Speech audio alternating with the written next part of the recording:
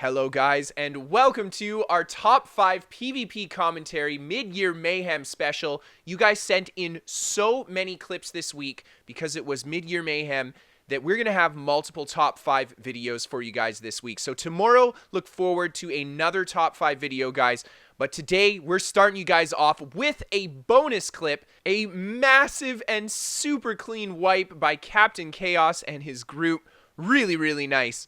Alright guys, so coming in at number 5 today, we have got Warrior Gage and Noble Knight Dark on their Nightblades, and they encounter a large group of EP players here, and just look at the pain they're going to give. There is the in-cap into the Dawnbreaker from Noble Knight. Huge damage, and Noble Knight on this damn Sork as well. Massive combination damage on that player yet again to bring him down. Another huge in-cap. Holy crap, that massive crit to bring this guy down. There's the fear. The target synchro bringing the next player down, and they are just absolutely shredding this group. These guys don't even know what hit them. Oh my lord. Look at this. He goes for the target shift here after bashing. Huge in-cap on this guy. Poison injection tick to finish him off. There's the poison injection on this guy. There's the bash. And just a couple smacks to bring him down. No block's going to save him. And just a massive wipe. So fast and so clean. Really well done, guys. Alright, so coming in at number 4, we have got Avandi on his Magicka Warden. And here you see they're just going to pick on a yellow player here. And look at that. How many players pop out of stealth?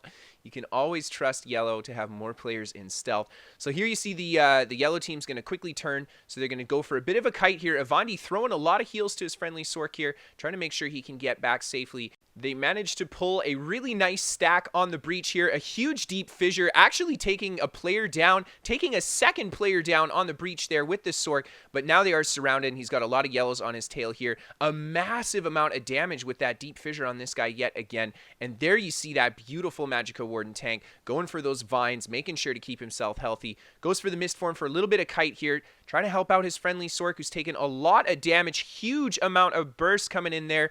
Goes for the block into the vines. Really great combo to hold the block on the vines there. He also is running the damage shield as well. The combination of the healing with the vines and the damage shield is very strong on the Magicka Warden. And he goes for a little bit of a kite as his friendly player comes down here. And Avandi's just kind of shooting attacks up here, trying to coax these yellow down off the side of the cliff. And here you see they're just going to keep shooting arrows at him. Goes for a little bit more of a kite here. And down come the yellow. That's what I'm talking about. Takes a nasty Fire Staff knockback, but it's not going to be a bad deal because the yellow are going to jump down even further. They take a lot of fall damage, and there you see 3 really fast, 4 kills off the fall damage there. Almost, there's the 5th kill to seal the deal. What a massive wipe on the side of the group, but a lot of yellows coming down this cliff here. So Avandi's just going to go for a bit of a tank on the tree here, making sure to get his health back up. And just look at how much Magicka and stamina he has. So much sustain on this build. Absolutely incredible long-term fighting power on this spec. Something actually I really noticed when I first watched this clip, this guy's sustain is absolutely nuts. And as you can see here, he goes for a little bit more of a kite to just spread these guys out a little bit, and comes back to the health thing here, and then sees the single player.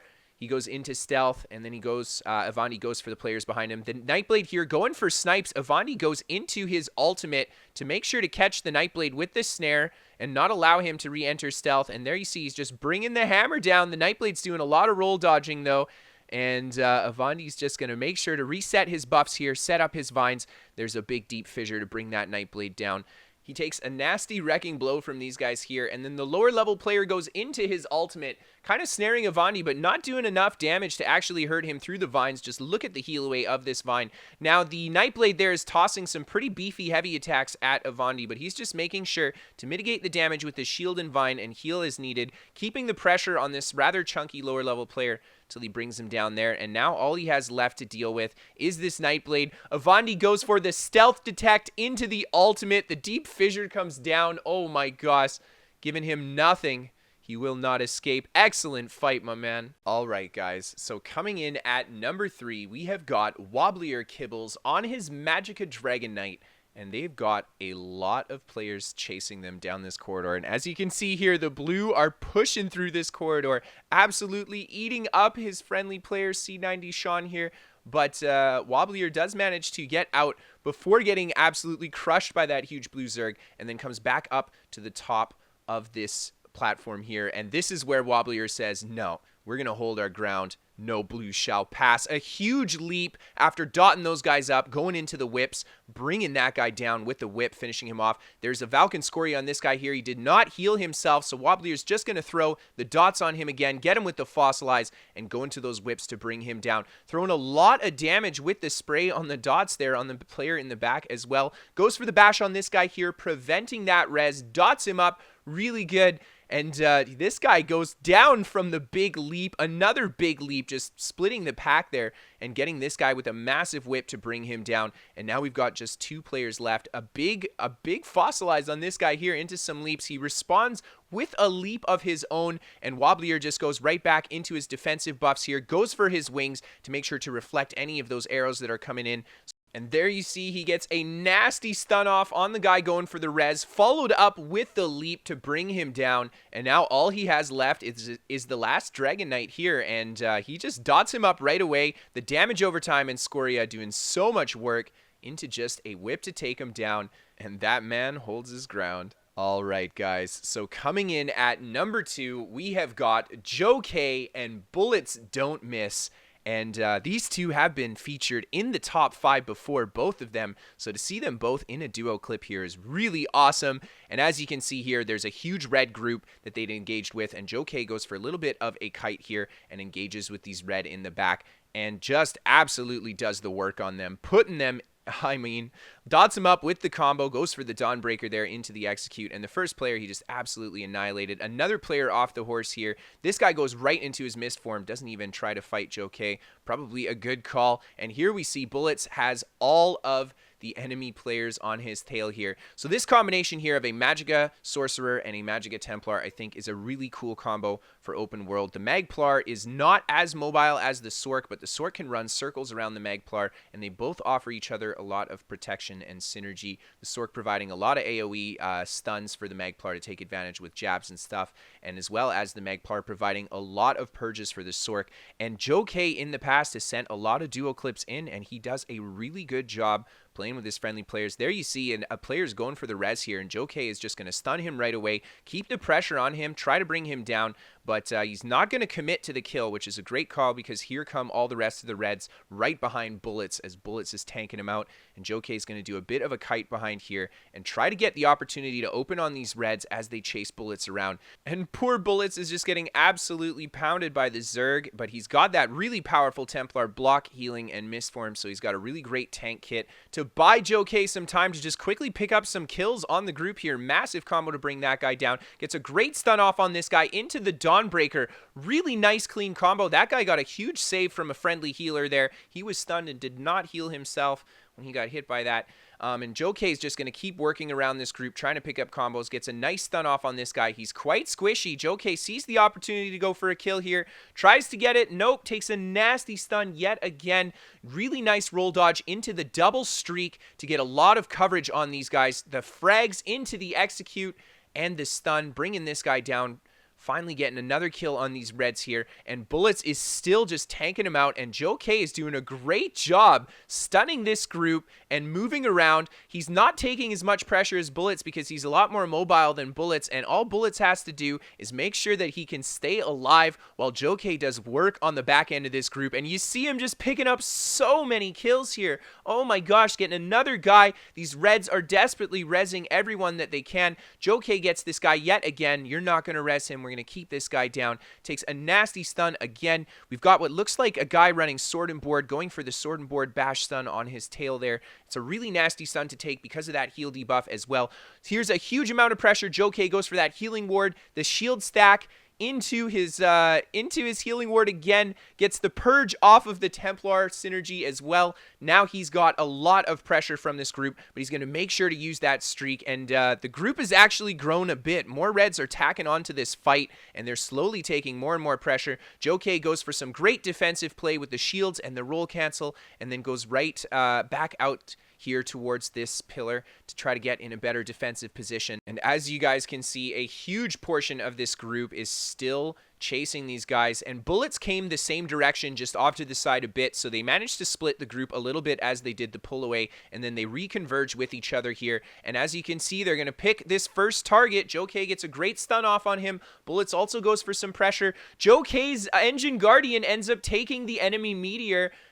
Super funny, so he doesn't take the full damage from that. Gets a nice stun off on this guy here, using the streak as an offensive weapon. I absolutely love seeing Sorks do that. There you see another great stun. Jokaiye and Bullets focusing this target here, going for the streak on him there, and now Jokaiye's just going to push back into the back of the group here, buy Bullets the time to get a kill on that guy there, and there you see Bullets takes him down as Jokaiye also kills another target here, and Jokaiye and Bullets finish off yet another target with this synchro target there, and they've got the last player here who just kind of runs in and doesn't even pull his weapon out, and there you go. Really awesome fight, guys.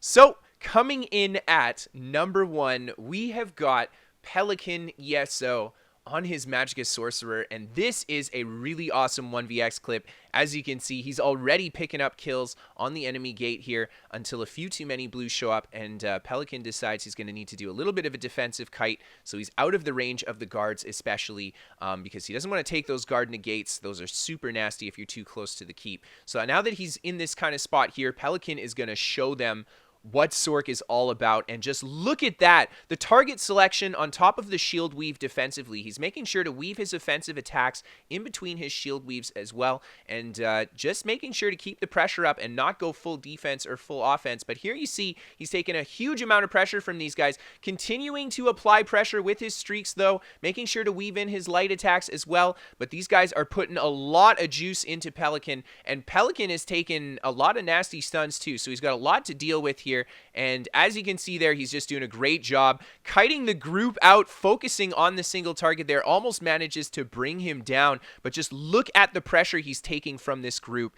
Goes for his Atronach pet, and look at the stun on the side. Oh my gosh, what a perfectly placed pet to actually get that stun on the player there and finish that kill off. He really had to work for that one, and this guy's going to try to go for a res right away. Pelican is not going to allow it with a really great streak there, and he's just yet again going to see that bash. Oh my god, he actually goes for the combo on the other player, weaving the bash in on the player that's rezzing instead of the target he's trying to kill, and manages to finish off the target and get the bash. What a really fantastic play right there. Just the nuance of that cancel is absolutely incredible. And there you see him do it again. That really quick bash weave as he's target shifting in between the bash, taking a lot of pressure after the stun there. Goes for the streak, getting everybody with the streak. He's got the Atronach again, drops it down, bringing a player down with the Atro. Oh my god, huge amounts of damage. And now he's just going to reset his buffs here and go for it, the pressure. That Destro Staff Sword and Board build. Oh my god, look at the damage he throws on this guy here. Huge combo with the Scoria to bring him down. And now he's got the last player, and this guy just stops fighting. He just gives up.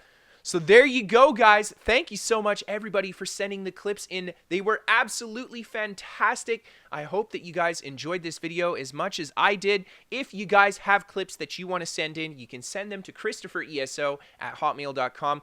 Not only do I take top 5s, but if you guys want to send in a build to be featured on the channel, you guys can also send that in to KristoferESO@hotmail.com. Links, of course, in the description for more information. Check out these guys' YouTube channels. We have links to people's YouTube and Twitch channels. Everyone who is featured here gets a shout out. So thank you guys so much for sending in the clips again. And I implore you guys to check these up-and-coming ESO channels out. And then finally, guys, we are sponsored by What the Fast. They are a VPN for gamers. They give me better ping to my favorite games. If you guys get bad ping and you want to maybe alleviate that, it's free to try.